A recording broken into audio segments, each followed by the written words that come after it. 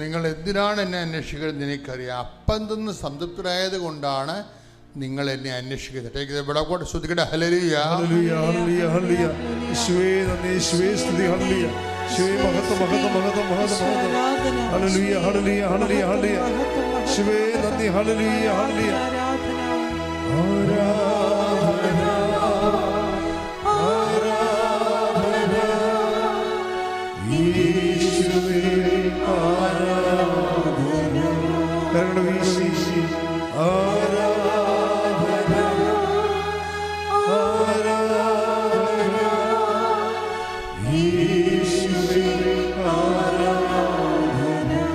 സ്നേഹമേ ആരാധന, ആരാധന, ആരാധന സ്നേഹമേ ആരാധന, ആരാധന. യോഹന്നാന്റെ സുവിശേഷം 6:26. യോഹന്നാൻ 6:26.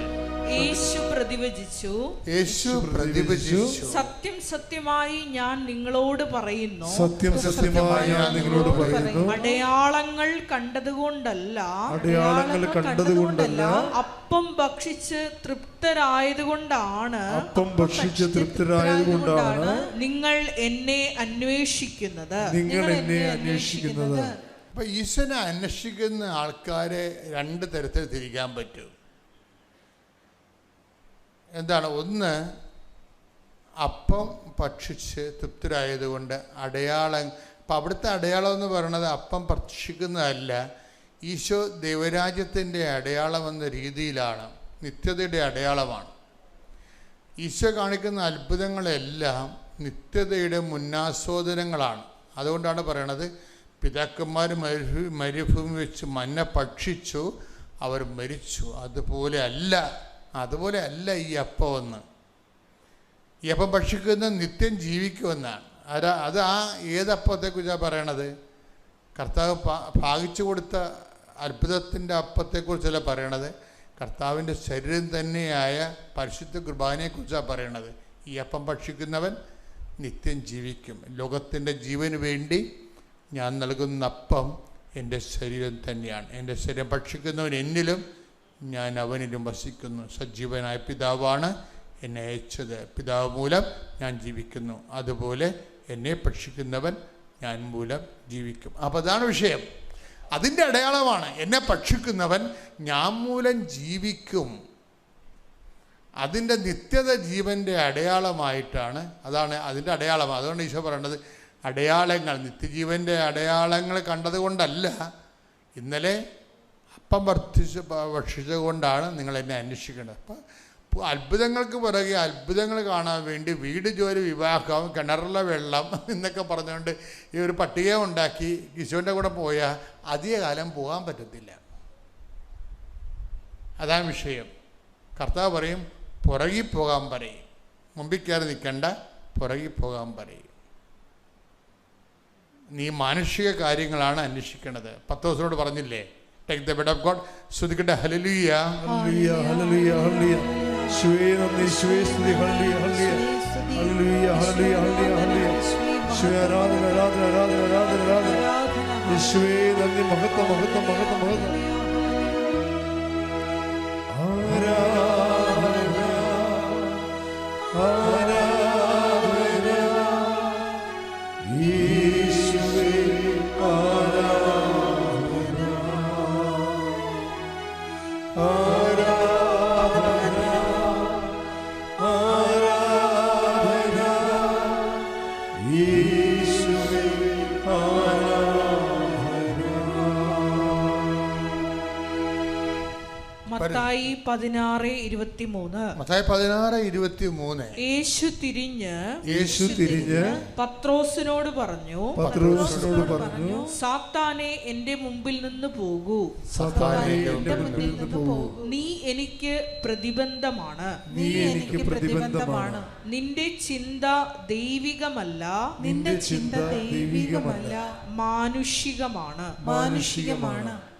അപ്പം ഇത് വിഷയമായത് അടിക്കടി അനുഭവങ്ങളും അതിശയങ്ങളും മാത്രം ലാക്കാക്കിക്കൊണ്ട് യേശുവിൻ്റെ പുറകെ നടന്നു കഴിഞ്ഞാൽ ഇന്നല്ലെങ്കിൽ നാളെ 10 ദിവസം വിളിച്ച വിളി നിന്നെയും വിളിക്കും. ചെകുത്താനെ വണ്ടി വിട്ടേക്കാൻ പറയും.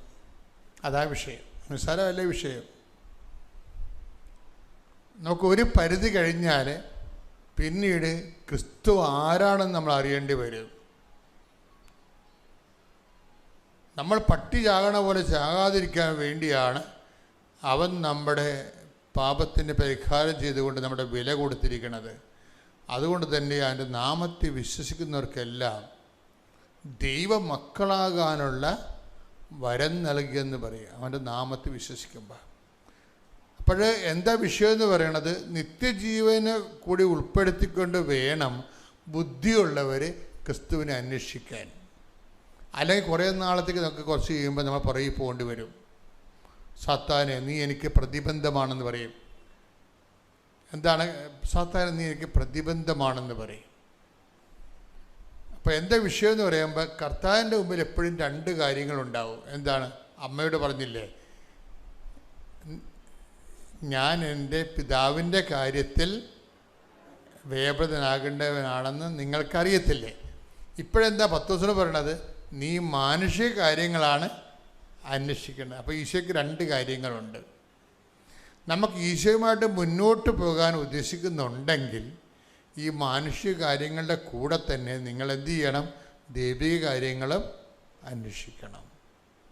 അപ്പം അത് ഇതിൻ്റെ അകത്തൊരു താക്കോലാണ്, രഹസ്യമാണത്. ശരിക്കും പറഞ്ഞാൽ ഈ മാനുഷിക കാര്യങ്ങളുടെ കൂടെ തന്നെ നമ്മൾ ക്രിസ്തുവിലൂടെ ദൈവിക കാര്യങ്ങളും അന്വേഷിക്കണം. മരിക്കാതിരിക്കാൻ, നിത്യതയോളം ജീവിക്കാൻ അകപ്പാട് നൽകിയിരിക്കുന്ന ഒരേ ഒരു നാമമാണ്. അതുകൊണ്ട് തന്നെ അവൻ്റെ വചനത്തിലും സാക്ഷിയായി ജീവിച്ചുകൊണ്ട് അവൻ നേടിയെടുത്ത അനുഗ്രഹത്തിന് പകരം അവൻ നേടിയെടുത്ത കൃപയുടെ പങ്കാളികളാകാൻ വേണ്ടിയുള്ള ബോധപൂർവമായ സാക്ഷ്യ ശുശ്രൂഷ ചെയ്യണം. സാക്ഷ്യം അവിടെയാണ് വരണത്. സാക്ഷ്യ ജീവിതം. സാക്ഷ്യ ജീവിതത്തിലൂടെയാണ് നമ്മൾ വചനം കേൾക്കുമ്പോൾ നമുക്ക് അനുഗ്രഹം ലഭിക്കും. ദൈവം നമ്മോട് സംസാരിക്കും. ഇപ്പം എന്താ വിഷയം എന്ന് പറയണത്? ദൈവത്തിന് 2 തരം നമുക്ക്, ഞാൻ മുമ്പ് പറഞ്ഞില്ലേ നിങ്ങളോട്, അറിവുമുണ്ട്, പിന്നെന്താണ്, ജ്ഞാനവും ഉണ്ട്. അറിവെന്ന് പറഞ്ഞാൽ എന്താണ്? ഇപ്പോൾ കേൾക്കുന്നത് അനുഗ്രഹത്തിൻ്റെ വഴികൾ, ലളിതമായിട്ടുള്ള ഒരു ആധ്യാത്മികതയാണ് അനുഗ്രഹാധിഷ്ഠിത ആധ്യാത്മികത. നമ്മൾ പ്രാർത്ഥിക്കുന്നു, ദൈവം നമ്മളെ അനുഗ്രഹിക്കുന്നു. 6 മാസം കഴിയുമ്പോൾ നമ്മൾ ചിന്തിക്കും, യോ അത് ഞാൻ പ്രാർത്ഥിച്ച കൊണ്ട് മാത്രമായിരിക്കത്തില്ല, എൻ്റെ പഴയ സർട്ടിഫിക്കറ്റ് നോക്കിക്കഴിഞ്ഞാൽ എനിക്ക് നല്ല മാർക്കാണ്, എൻ്റെ മാർക്ക് കൊണ്ട് കൂടിയായിരിക്കും ചിലപ്പോൾ എനിക്ക് ജോലി കിട്ടിയെന്ന് കുറച്ച് കഴിയുമ്പോൾ ഈ അനുഗ്രഹ തൊഴിലാളിയുടെ ഏറ്റവും വലിയ പ്രശ്നം എന്ന് വെച്ച് കഴിഞ്ഞാൽ 6 മാസത്തേക്ക് ഇവർക്ക് ഈ വിശ്വാസം നിൽക്കത്തുള്ളൂ. അതെപ്പോഴും ഈ അനുഗ്രഹ തൊഴിലാളി എപ്പോഴും ശ്രദ്ധിക്കേണ്ട കാര്യമാണ്. എന്ന് വെച്ച് കഴിഞ്ഞാൽ നിങ്ങളീ പറയുന്ന സാക്ഷ്യവും അതിൻ്റെ അനുഭവവും കുറച്ച് കഴിയുമ്പോൾ സാത്താൻ നിങ്ങളുടെ ഹൃദയത്തിൽ നിന്ന് വന്ന് എടുത്തു കളയും. എന്താ കാര്യം? എന്നിട്ട് നിങ്ങൾക്ക് വേറെ കള കൊണ്ടൊന്ന് വിതക്കും. നിങ്ങൾ പറയും, ഓ അതിപ്പോൾ അത് ലോൺ കിട്ടുകയല്ലേ, അത് വീട് കിട്ടിയല്ലേ, അത് നാട്ടുകാർക്ക് എല്ലാം കിട്ടിയല്ലോ, അതിപ്പോൾ ഉടമ്പടി എടുത്തുകൊണ്ട് തന്നെ കിട്ടിയ ആവണം നിർബന്ധമൊന്നും ഇല്ലെന്നൊക്കെ പറഞ്ഞാൽ കുറച്ച് കഴിയുമ്പോൾ കളകൾ വളരാൻ തുടങ്ങും.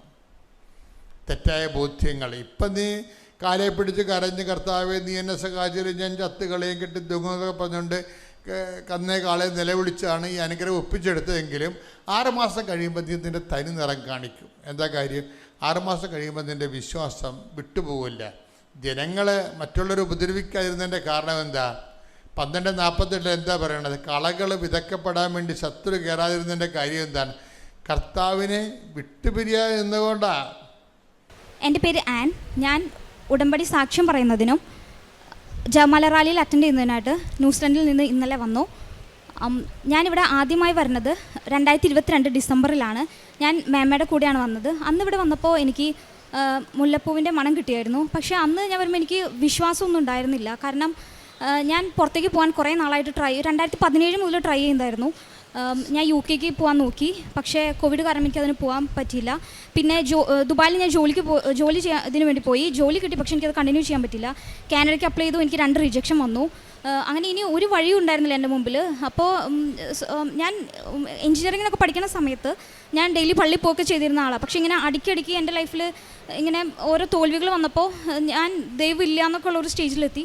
അങ്ങനെ ഞാൻ ഇവിടെ അന്ന് മേമയുടെ കൂടെ വന്നപ്പോൾ എനിക്ക് മുല്ലപ്പൂവിൻ്റെ മണം കിട്ടി. പക്ഷേ എനിക്കിവിടെ 10 മിനിറ്റുള്ളിൽ നിൽക്കാൻ പറ്റില്ല. ഞാൻ തിരിച്ച് വീട്ടിൽ ചെന്നു. ഞാനിങ്ങനെ എന്നോട് പറഞ്ഞു അവിടെ മുല്ലപ്പൂവിൻ്റെ മണം കിട്ടി. അത് മാത്രമാണ് എനിക്ക് അവിടെ വന്നിട്ട് ഒരു ഇത് തോന്നിയത്. അപ്പോൾ അവൻ പറഞ്ഞു അത് മാതാവിൻ്റെ പ്രസൻസാണ്. അപ്പോൾ ഞാൻ അവനെ കളിയാക്കി, അങ്ങനെയൊന്നും ഇല്ലെന്ന് പറഞ്ഞ്. പിന്നെ ഞാൻ അങ്ങനെ മേമ പക്ഷേ സാക്ഷ്യം പറയാൻ മേമയ്ക്ക് പറ്റിയ ഇവിടെ വന്ന് സാക്ഷ്യം പറഞ്ഞു. അപ്പോൾ അത് എന്നിലൊരു വിശ്വാസത്തിൻ്റെ സ്റ്റാർട്ടിങ് പോയിൻ്റായി. അത് കഴിഞ്ഞ് ഞാൻ എൻ്റെ പേപ്പർ വർക്ക് സ്റ്റാർട്ട് ചെയ്തു. ന്യൂസിലൻഡ് എന്ന് പറഞ്ഞൊരു കൺട്രിയിലേക്ക് എനിക്ക് കിട്ടി. ഇങ്ങനെ ആപ്ലിക്കേഷൻ ഇട്ടോളാൻ ഏജൻസിക്കാർ പറഞ്ഞു. അങ്ങനെ ഞാനത് സ്റ്റാർട്ട് ചെയ്ത് ഞാൻ എന്നെക്കൊണ്ട് തന്നെ സാധിക്കും, പ്രയറൊന്നും വേണ്ട എന്നുള്ള രീതിയിൽ തന്നെ ഞാൻ മുമ്പോട്ട് പോയി. 6 മാസം ഉണ്ടായിരുന്നു. അപ്പോൾ എനിക്കിഷ്ടം പോലെ സമയമുണ്ട്. അങ്ങനെ ഞാൻ എല്ലാം പേപ്പേഴ്സ് റെഡിയായി. പക്ഷേ ലാസ്റ്റ് എത്തി കഴിഞ്ഞപ്പോൾ അവർ പറഞ്ഞു ഫണ്ട് മെച്യൂർഡ് ആയിട്ടില്ല, 6 മന്ത് മെച്യൂരിറ്റി വേണം, അതായില്ല, അതുകൊണ്ട് വെക്കാൻ പറ്റില്ല എന്ന് പറഞ്ഞ്. അങ്ങനെ ആ ഇൻടേക്ക് നടക്കില്ല എന്നായി. എനിക്കത് ഭയങ്കര വിഷമമുണ്ടായി. കാരണം ഞാൻ ഒരുപാട് ഇത്രയും ട്രൈ ചെയ്തിട്ട് ഒന്നും നടക്കണില്ല എന്നുള്ള കളിയാക്കലുകളുണ്ട്. അതിൻ്റെ ഒപ്പം തന്നെ എല്ലാവരും അറിഞ്ഞു ഇനിയും അടുത്ത അറ്റംപ്റ്റ് ഞാൻ റെഡി ആയെന്നുള്ളതും. അപ്പോൾ എനിക്കത് ഭയങ്കര, ഞാൻ അന്ന് രാത്രി കുറേ കരഞ്ഞു.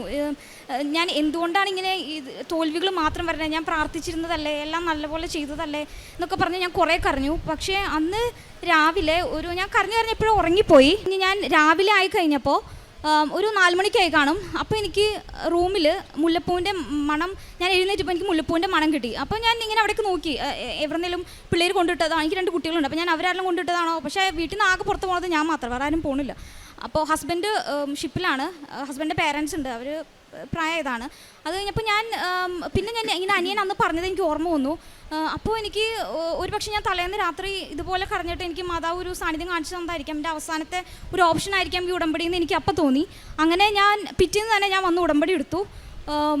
അത് കഴിഞ്ഞ് എൻ്റെ അടുത്ത് റിജക്ഷൻ ആണ് എന്ന് പറഞ്ഞു. ഐ മീൻ ഈ ഇൻടേക്ക് എന്തായാലും അപ്ലൈ ചെയ്യാൻ പറ്റില്ല എന്ന് ഏജൻസി എന്നോട് പറഞ്ഞു. അത് കഴിഞ്ഞ് പിന്നെ ഞാൻ പിറ്റേന്ന് അവരുടെ അടുത്ത് പോയി എന്തെങ്കിലും വഴിയുണ്ടോയെന്ന് ഞാൻ ഇങ്ങനെ സംസാരിച്ചു. അപ്പോൾ അവരെന്നോട് പറഞ്ഞു ഇനി ഒരു 6 മാസം വർക്ക് ചെയ്യണ സ്റ്റേറ്റ്മെൻറ്റ് എന്തെങ്കിലും ജോലി ചെയ്യണ സ്റ്റേറ്റ്മെൻറ്റ് എന്തെങ്കിലും കാണിച്ചു കഴിഞ്ഞാൽ നമുക്കൊന്നുകൂടി ആപ്ലിക്കേഷൻ ഇടാം.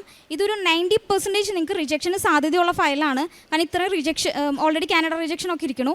അപ്പോൾ ഞാൻ ഇവിടെ ഉടമ്പടി എടുത്തിട്ടുണ്ടായിരുന്നു. പിന്നെ ഞാൻ എന്നിട്ട് പിന്നത്തെ എൻ്റെ ഓപ്ഷൻ എന്ന് പറഞ്ഞാൽ ജോലിക്ക് പോകാന്നുള്ളതാണ്. പക്ഷേ എനിക്ക് 2 കുട്ടികളുണ്ട്. ഒരാൾക്ക് 1 വയസ്സാവുന്നേ ഉണ്ടായിരുന്നുള്ളൂ, മൂത്ത ആൾക്ക് ക്ലാസ്സിൽ പോകുന്നുണ്ട്, അവൾക്ക് 4 വയസ്സും. അപ്പോൾ ഇവർ 2 പേരും ഞാൻ എവിടെയും ആക്കാതെ എനിക്കൊന്നും ചെയ്യാൻ നിവർത്തിയില്ല. അപ്പോൾ ഞാൻ ഇവിടെ എറണാകുളത്തൊക്കെ പോയി ഡേ കെയർ, 1 വയസ്സായ കുഞ്ഞിനെ ഒരു ഡേ കെയറിലും ഇവിടെ അടുത്തേക്കും എടുക്കുന്നുണ്ടായിരുന്നില്ല എൻ്റെ വീടിൻ്റെ അടുത്ത്. അപ്പോൾ ഞാൻ ഇവിടെ എറണാകുളത്തൊക്കെ പോയി നോക്കി. പക്ഷേ അത് ഒട്ടും പോസിബിൾ അല്ലാന്ന് തോന്നി. എനിക്ക് ഒരു ലീവ് എടുക്കേണ്ടിയൊക്കെ വന്നാൽ ആരും നോക്കാനില്ല. അപ്പോൾ ഞാനപ്പോൾ അന്ന് തിരിച്ചു പോകുന്ന സമയത്ത് എൻ്റെ മുമ്പിൽ ഇനി ഒരു ഓപ്ഷനും ഇല്ല. കുഞ്ഞുങ്ങളാക്കാണെങ്കിൽ എനിക്ക് ജോലിക്ക് പോകാൻ പറ്റില്ല, ജോലിക്ക് പോകേണ്ട എനിക്ക് വിസയ്ക്ക് ഇനി അവർ ഏജൻസിക്കാർ വെക്കില്ല എന്നും പറഞ്ഞേക്കണു. അപ്പോൾ ഞാൻ ഈ കാശ് രൂപം എൻ്റെ ഉണ്ടായിരുന്നു. അപ്പോൾ ഞാൻ ഈ കാശ് രൂപം എടുത്തിട്ട് പറഞ്ഞു എന്തെങ്കിലും ഒരു ഇത് ചെയ്യണമെന്നുണ്ടെങ്കിൽ ഇപ്പോൾ ചെയ്യണം, കാരണം എൻ്റെ മുമ്പിലുള്ള ഇനി ഒരു വഴിയുമില്ല, ലാസ്റ്റ് ഓപ്ഷനാണിത്. അങ്ങനെ ഞാൻ പ്രാർത്ഥിച്ചു. അങ്ങനെ ഞാൻ അന്ന് എറണാകുളത്ത് ഞാൻ ഇത് പോയി കണ്ട് ഞാൻ തിരിച്ച് വീട്ടിൽ ചെന്നപ്പോൾ എൻ്റെ നാത്തൂൻ എൻ്റെ അടുത്ത് പറഞ്ഞു ഇവിടെ അടുത്ത് ഒരു ഡേ കെയർ ഉണ്ട്, നീ അവിടെ വിളിച്ച് നോക്ക്.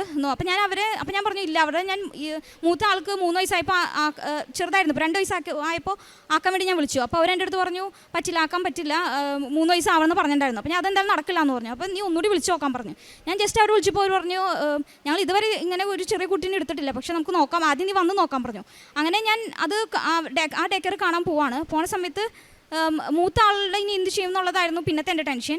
അപ്പോൾ ഞാൻ അവിടെ ചെല്ലുമ്പോൾ ഞാൻ കാണുന്നത് അതെനിക്ക് ഇഷ്ടപ്പെട്ടു ആ ഡേ കെയർ. പിന്നെ അവിടെ പരിചയമുള്ള ഒരു ചേച്ചി ഉണ്ടായിരുന്നു. അപ്പോൾ കുഞ്ഞിനെ നോക്കാൻ അവരുള്ളതുകൊണ്ട് എനിക്ക് അതൊരു സേഫ്റ്റി ഓപ്ഷൻ ആയിരുന്നു. അത് കഴിഞ്ഞ് അപ്പോൾ ഞാൻ മൂത്ത ആൾ എന്ത് ചെയ്യുന്നുള്ളതിന് എനിക്ക് ആൻസറായിട്ട് ഞാൻ അവിടെ ആഫ്റ്റർ കെയർ ഉണ്ടായിരുന്നു. അതായത് ഇവളുടെ സ്കൂളിൽ നിന്നുള്ള കുട്ടികളെ അവിടെ പിക്ക് ചെയ്ത് അവർ നോക്കും 3 മണിക്ക് ശേഷം. അപ്പോൾ എനിക്ക് എൻ്റെ മെയിൻ പ്രശ്നത്തിനുള്ള ഒരു സൊല്യൂഷൻ അവിടെ അന്ന് തന്നെ കിട്ടി. അപ്പോൾ എനിക്കത് ടൈം ഷോർട്ടനിങ് ആയിട്ട് ഫീൽ ചെയ്തു. പിന്നെ പിന്നെ അടുത്തത് എനിക്ക് ജോലി എന്നുള്ളതാണ്. ഞാനപ്പോൾ ജോലിക്ക് കുറേ ഇൻ്റർവ്യൂ അറ്റൻഡ് ചെയ്തു, പക്ഷേ ആരും സമ്മതിക്കണില്ല. കാരണം ഇവളുടെ ഡേക്കറിൽ നിന്ന് പിക്ക് ചെയ്യണം എനിക്ക് ഈ ടൈമിന് 5 മണിക്ക് 4:30 വന്ന് പിക്ക് ചെയ്യണം. അപ്പോൾ ശരിക്കും ഇവിടുത്തെ ഓഫീസ് ടൈം എന്ന് പറയുന്നത് 5 മണിയാണ്. പിന്നെ എനിക്ക് എറണാകുളം സൈഡിലേക്ക് അപ്ലൈ ചെയ്യില്ല, അങ്കമാലി സൈഡിൽ തന്നെ കിട്ടുകയും വേണം. അങ്ങനെ എനിക്ക് ഒന്നും റെഡി ആവുന്നില്ല. അപ്പോൾ ഞാൻ ഇവിടെ ധ്യാനം കേട്ട് തുടങ്ങി. ആദ്യത്തെ ചൊവ്വാഴ്ച ഞാൻ ധ്യാനം കേട്ടുകൊണ്ടിരിക്കുമ്പോൾ എനിക്കൊരു ഇൻ്റർവ്യൂ കോൾ വന്നു. ഞാൻ ആൻസർ ചെയ്തു. അത് കഴിഞ്ഞ് അവരെൻ്റെ അടുത്ത് ചെല്ലാൻ പറഞ്ഞു. അവരെന്നെ ഓക്കെ പറഞ്ഞു. ഞാൻ സിവിൽ എഞ്ചിനീയറാണ്. അപ്പോൾ അവരെന്നോട് ഓക്കെ പറഞ്ഞു. അതൊരു ഹിന്ദു ആണ് അവർ. പക്ഷേ അവരെൻ്റെ അടുത്ത് പറഞ്ഞു കുഴപ്പമില്ല, കുഞ്ഞുങ്ങളുള്ളതല്ലേ, നേരത്തെ പൊക്കോ, ലേറ്റ് ആയി നേരത്തെ കുഴപ്പമില്ല. അത്ര എനിക്ക് സപ്പോർട്ടീവായിട്ടുള്ള ഒരു എൻവയോൺമെൻറ്റ് എനിക്ക് ജോലിക്കും കിട്ടി. അങ്ങനെ എനിക്ക് ഒരു 6 മന്ത് പിന്നെ ഒരു 1 ഇയർ കഴിഞ്ഞിട്ടാണ് എനിക്ക് അടുത്ത വിസയ്ക്ക് ആപ്ലിക്കേഷൻ ഇടാൻ പറ്റുള്ളൂ. അപ്പോൾ ആ ഒരു ഡ്യൂറേഷൻ മുഴുവൻ എനിക്ക് എൻ്റെ ലൈഫ് ശരിക്കും വെൽ ഓറിയൻറ്റഡ് ആയി. രാവിലെ 5:30 എഴുന്നേക്കണു, ഇവർക്കുള്ള ഫുഡ് പ്രിപ്പയർ ചെയ്യണു, സെയിം ടൈം ഞാൻ സാക്ഷ്യങ്ങൾ കേൾക്കണു, ബൈബിള് കേട്ട് തുടങ്ങി. കാരണം എന്നിൽ വിശ്വാസം വന്നു തുടങ്ങി. അത്രയും നാളും എൻ്റെ ഒന്നുമില്ലാതെ ഇരുന്നതാണ്. അത് കഴിഞ്ഞ് അങ്ങനെ ഒരു നല്ല ഓറിയൻറ്റഡ് ആയി ലൈഫ്. പിന്നെ ഒരു നവംബറായി, അടുത്ത വിസയ്ക്ക് ഞാൻ അപ്ലൈ ചെയ്തു. നവംബറായി കഴിഞ്ഞപ്പോൾ എനിക്ക് ഹസ്ബൻഡ് ഷിപ്പിൽ നിന്ന് വന്നു. അത് കഴിഞ്ഞ് ഡിസംബറിൽ ഞങ്ങളിവിടെ ഉടമ്പടി പുതുക്കാൻ ഞങ്ങൾ ഒരുമിച്ച് വന്നു. അത് ഞാൻ തിരിച്ചു വന്നപ്പോൾ ഞാൻ ഇങ്ങനെ അത് കഴിഞ്ഞിട്ടാണ് ഞാൻ അറിഞ്ഞത് ഞാൻ ക്യാരിങ് ആണെന്നുള്ളത്. അപ്പോൾ ഇനി വിസ ജനുവരിയിലാണ് അതിൻ്റെ റിസൾട്ട് വരിക. വിസ വരുമ്പോൾ ഞാൻ ക്യാരിങ് ആണെന്നുണ്ടെങ്കിൽ ഞാൻ സ്റ്റുഡൻറ്റ് വിസയിലാണ് പോകാൻ നോക്കുന്നത്, മാസ്റ്റേഴ്സ് സിവിൽ എഞ്ചിനീയറിംഗ് മാസ്റ്റേഴ്സ് ചെയ്യാനായിട്ട്. അപ്പോൾ അത് ക്യാരിങ് ആണെന്നുണ്ടെങ്കിൽ എന്തായിരിക്കും സിറ്റുവേഷൻ എന്ന് ഒരു ഐഡിയയും ഇല്ല അവിടെ ചെന്നിട്ട്. അപ്പോൾ പക്ഷേ ഞാൻ ഒരിക്കലും കുഞ്ഞ് വേണ്ട എന്നൊരു ഓപ്ഷൻ ഞാൻ ഒരിക്കലും ചൂസ് ചെയ്യില്ല. ഈവൻ വിസ കിട്ടിയാലും ഞാൻ കുഞ്ഞ് തന്നെ ചൂസ് ചെയ്ത് ചെയ്യാനുള്ളത് തന്നെയായിരുന്നു. അങ്ങനെ ഞാനിവിടെ വന്ന് പ്രാർത്ഥിച്ചു. അത് കഴിഞ്ഞ് ഒരു ജനുവരിക്ക് ആയി കഴിഞ്ഞപ്പോൾ അതിനിടയ്ക്ക് ഞാനൊരു സ്വപ്നം കണ്ടു. ജോസഫ് അച്ഛൻ ഒരു പാറയുടെ പുറത്തിരിക്കണു, ഇങ്ങനെ കുറേ ആളുകൾ കേൾക്കാനിരിക്കണു. അപ്പോൾ അച്ഛൻ ഇങ്ങനെ എന്നോടായിട്ട് പറഞ്ഞു, സ്ത്രീയെ നീ ഭാഗ്യവതിയാണെന്ന്. അപ്പം ഞാൻ എനിക്കിങ്ങനെ അച്ഛൻ ഇവിടെ പറയുന്നോടൊന്നും അങ്ങനെ തലയിൽ തൊട്ട് പ്രാർത്ഥിക്കണം അതൊക്കെ എനിക്ക് അത്ര ഇതുള്ള കാര്യമായിരുന്നില്ല. അപ്പോൾ ഈ ഇത് സ്വപ്നം കണ്ടു കഴിഞ്ഞപ്പോൾ ഞാൻ ആ സ്വപ്നം തന്നെ ഞാൻ തിരിച്ചു ചോദിച്ചു അതെങ്ങനെ നടക്കുക, കാരണം ഞാൻ ക്യാരിങ് ആണ്, എനിക്ക് വിസ വന്നാൽ പോലും പോകാൻ പറ്റില്ല. അപ്പോൾ അത് കഴിഞ്ഞ് ഞാൻ ആ ഇത് വിട്ടു. ജനുവരിയിലായി കഴിഞ്ഞപ്പോൾ എനിക്ക് വിസ വന്നു കഴിഞ്ഞ് ഞാനപ്പോൾ ഏജൻസിനെ വിളിച്ച് പറഞ്ഞു. അവർ പറഞ്ഞു ഇങ്ങനൊരു കേസ് ഞാൻ അവർക്ക് അറിയത്തില്ല, ഇങ്ങനെ ക്യാരിങ് ആയിട്ട് ഇവിടുന്ന് പോയാണ് സ്റ്റുഡൻസിനൊന്നും പോയി നോക്ക് എന്ന് പറഞ്ഞു. അപ്പോൾ ഞാൻ രണ്ടും കൽപ്പിച്ച് ഞാൻ പോകാൻ, കാരണം ഇത്രയും ഞാൻ റിജക്ഷൻ വന്ന് ഞാൻ ഇത് ചെയ്തിരിക്കുന്ന ടൈമാണ്. ഞാൻ പോകാൻ തന്നെ തീരുമാനിച്ചു. ഞാൻ എന്നിട്ട് ഇവിടെ വന്നു, ഞാൻ സാക്ഷ്യം പറയാനായിട്ട് ഇവിടെ വന്നു. പക്ഷേ ഞാൻ സിസ്റ്ററിനോട് പറഞ്ഞു, സിസ്റ്റർ ഞാൻ സാക്ഷ്യം പറഞ്ഞാലും എനിക്കിപ്പോൾ ഞാൻ ചെന്നിട്ട് തിരിച്ചു വരേണ്ടി വന്നു കഴിഞ്ഞാൽ അത് ഞാൻ എന്നെ വിശ്വസിച്ച് ആരെങ്കിലുമൊക്കെ ഉണ്ടെങ്കിൽ അവർ പിന്നെയും കളിയാക്കും, ഇവിടുത്തെ വിശ്വാസം ഇല്ലാണ്ടാവും. അപ്പോൾ സിസ്റ്ററിൻ്റെ ഒരു നിനക്ക് വിശ്വാസമില്ലേ, നിനക്ക് വിശ്വാസം ഉണ്ടായിരുന്നുണ്ടെങ്കിൽ നീ ഇങ്ങനെ ഒരു തോട്ട് നിൻ്റെ മനസ്സിലല്ല, നീ പോയി നീ ഇത് നേടി വന്നിട്ട് സാക്ഷ്യം പറയാൻ വന്നാൽ മതി എന്ന് അന്ന് സിസ്റ്റർ എൻ്റെ അടുത്ത് പറഞ്ഞു. പക്ഷേ ഞാൻ അങ്ങനെ പോകാൻ റെഡി ആരോടെങ്കിലും എനിക്കിത് ഞാൻ അതിനൊപ്പം കാരുണ്യപ്രവർത്തികൾ ചെയ്യുന്നുണ്ടായിരുന്നു. ഞാനിവിടെ ഒരു ഹോസ്പിറ്റലിൽ പോയി ക്ലീനിങ് സ്റ്റാഫിന് ആ ടൈമിലൊക്കെ ആകെ സൺഡേ ആണ് എനിക്ക് ലീവ് ഉള്ളത്. സൺഡേ ഞാൻ കുഞ്ഞിനെ എൻ്റെ വീട്ടിലാക്കിയിട്ട് ഞാൻ ആ ഒരു സൺഡേ കാരുണ്യപ്രവർത്തികൾക്ക് പോകുമ്പോൾ ആ ഹോസ്പിറ്റലിൽ പോയി ഫുഡ് വാങ്ങി കൊടുക്കുമായിരുന്നു. അങ്ങനെ അപ്പോൾ ഞാൻ അത് കഴിഞ്ഞ് വിസ വന്ന് പോവാറായി കഴിഞ്ഞപ്പോൾ ഞാൻ അവരുടെ അടുത്ത് പോയി പറഞ്ഞു എനിക്കിങ്ങനെ വിസ വന്നു എന്നും പറഞ്ഞ് ഞാൻ അവർക്ക് ഫുഡ് വാങ്ങി കൊടുത്തു. ഞാൻ അവിടെ അവരുടെ മുമ്പിൽ സാക്ഷ്യം പറഞ്ഞു. ഒരു 30 സ്റ്റാഫുകളുണ്ടായിട്ട് അവരുടെ മുമ്പിൽ ഞാൻ സാക്ഷ്യം പറഞ്ഞു, എനിക്ക് ഇവിടെ പറയാൻ പറ്റില്ലെങ്കിലും. അങ്ങനെയാണ് ഞാൻ കയറി പോയത്. അത് കഴിഞ്ഞ് അവിടെ ചെന്നു ഞാൻ അവരെ യൂണിവേഴ്സിറ്റി ഇൻഫോം ചെയ്തു. അപ്പോൾ അവർ എൻ്റെ അടുത്ത് പറഞ്ഞു നോക്കട്ടെ ഡെലിവറി ടൈം വന്നത് എപ്പോഴാണ് നോക്കട്ടെ. കറക്റ്റ് എൻ്റെ ഡെലിവറി ടൈം വന്നത് അവിടെ എനിക്ക് വെക്കേഷൻ വന്ന ടൈമായിരുന്നു. ഒരു 1.5 മാസം എനിക്ക് റെസ്റ്റ് കിട്ടുന്ന ടൈമിലാണ് എനിക്ക് ഈ ഡെലിവറി ടൈം വന്നത്, എക്സാമിൻ്റെ ബ്രേക്ക്. അപ്പോൾ അവർ പറഞ്ഞു കുഴപ്പമില്ല, നിനക്കിത് സക്സസ് ആയിട്ട് കംപ്ലീറ്റ് ചെയ്യാൻ പറ്റും. അങ്ങനെ പറഞ്ഞ് ഞാൻ തീർത്ഥാടന ഉടമ്പടി എടുത്തിട്ടാണ് പോയത്. അത് കഴിഞ്ഞ് അവിടെ ചെന്ന് പിന്നെ എനിക്ക് പേപ്പേഴ്സ് ഞാൻ സെലക്ട് ചെയ്തതിൽ എഞ്ചിനീയറിങ്ങിൻ്റെ പേപ്പേഴ്സ് എനിക്ക് ഭയങ്കര പാടായിരുന്നു. ഒരു പേപ്പർ ആദ്യം ഇവർക്ക് നമുക്ക് കുറച്ച് ടൈം ഒരു 1 വീക്ക് അവർ ടൈം തരും. ആ പേപ്പർ ഓക്കെ ആണെങ്കിൽ അതായിട്ട് കണ്ടിന്യൂ ചെയ്യാം, അല്ലെങ്കിൽ ചേഞ്ച് ചെയ്യാം.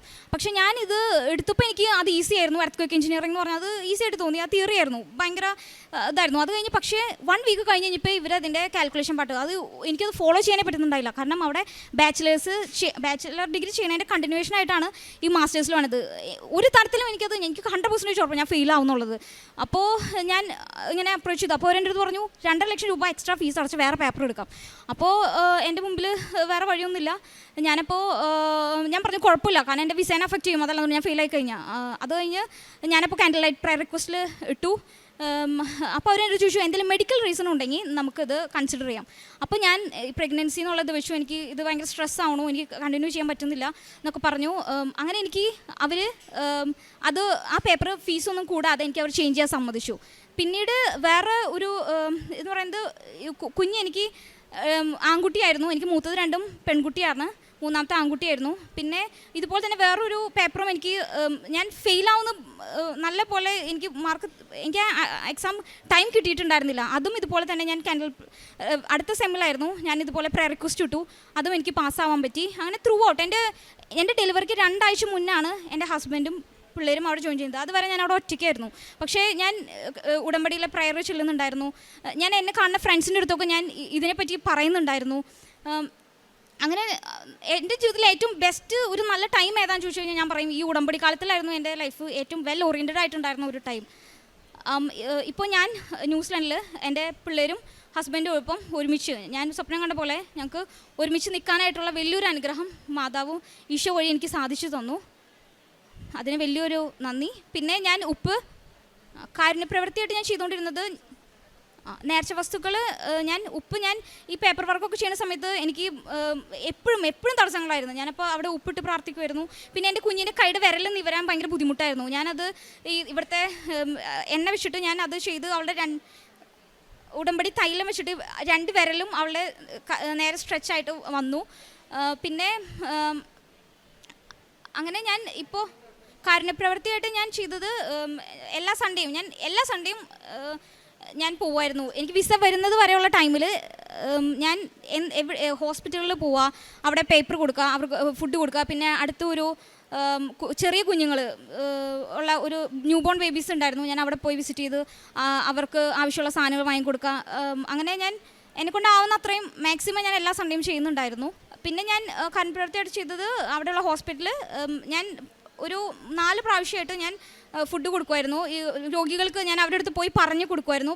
ഈ വിസ വന്നതിന് ശേഷം ഞാൻ ഇവിടുന്ന് കുറേ പേപ്പർ വാങ്ങിയിട്ട് പോയി. ഞാൻ കണ്ട എല്ലാവർക്കും ഓരോ ലഡും ഈ പേപ്പറും കൊടുത്തു. എന്നിട്ട് എനിക്ക് ഇങ്ങനെയായിരുന്നു എൻ്റെ സിറ്റുവേഷൻ. ഇപ്പോൾ ഞാൻ പോവാണ് നാളെ എന്നും പറഞ്ഞ് പോണേൻ്റെ തലേന്ന് ഞാൻ ക്യാരിങ് ആയിരുന്നു. എന്നിട്ടും 2-ാം മാസം എന്നിട്ടും ഞാൻ പോയി പറഞ്ഞു. കാരണം എൻ്റെ മുമ്പിൽ എല്ലാ വഴികളും അടഞ്ഞു. ഒരാൾ പോലും എന്നെ ഹെൽപ്പ് ചെയ്യാനില്ലാത്ത സ്റ്റേജിൽ ഞാൻ രക്ഷപ്പെടാൻ വേണ്ടി എനിക്കൊരു വഴി കിട്ടിയത് ഇവിടെ നിന്ന് മാത്രമായിരുന്നു. ഈശോയ്ക്ക് മാതാവിനും ഒരുപാട് നന്ദി. ഈശോമിശിഹായ്ക്ക് സ്തുതിയായിരിക്കട്ടെ. അമ്മ പ്രത്യക്ഷപ്പെട്ട ഈ ആൾത്താരയിൽ അമ്മയുടെ പ്രത്യക്ഷീകരണത്തെ സാക്ഷിയാക്കി എന്നെയും എൻ്റെ കുടുംബത്തെയും ഉയർത്തിയതിന് അമ്മയ്ക്കും തിരുക്കുമാരനും കോടാനുകൂടി നന്ദി. എൻ്റെ പേര് ഷിജി. ഇതെൻ്റെ അപ്പച്ചൻ, എൻ്റെ അമ്മയും വന്നിട്ടുണ്ട്. ഞങ്ങൾ തൃശ്ശൂരിൽ നിന്നാണ് വരുന്നത്. ഞാൻ UK-യിലാണ് ജോലി ചെയ്യുന്നത്. അപ്പോൾ ഞാൻ എയർപോർട്ടിൽ നേരിട്ട് ഇങ്ങോട്ട് വന്നത് ഈ സാക്ഷ്യം പറയാനും നാളെ നടക്കുന്ന ജപമാല റാലിയിൽ പങ്കെടുക്കാനാണ്. ഞാൻ ഉടമ്പടി എടുത്തത് 16/3/2024 ഉടമ്പടി എടുക്കാനുള്ള കാരണം എൻ്റെ ഹസ്ബൻഡ് 17 വർഷം മുൻപ് മരിച്ചുപോയി. ഞാനും മോനും മാത്രമേ ഉള്ളത്. അപ്പോൾ അവന് +2 കഴിഞ്ഞിട്ട് അവൻ്റെ യൂണിവേഴ്സിറ്റി അഡ്മിഷന് വേണ്ടിയിട്ടാണ് ഞാൻ ഉടമ്പടി എടുത്തത്. +2 കഴിഞ്ഞിട്ട് ഞാൻ നാട്ടിൽ അവന് അഡ്മിഷന് വേണ്ടി നോക്കിയായിരുന്നു, പക്ഷെ നമുക്ക് കിട്ടിയില്ല. പിന്നെ ശേഷം ഞാൻ മോനും കൂട്ടി UK-ക്ക് തിരിച്ചു പോയി.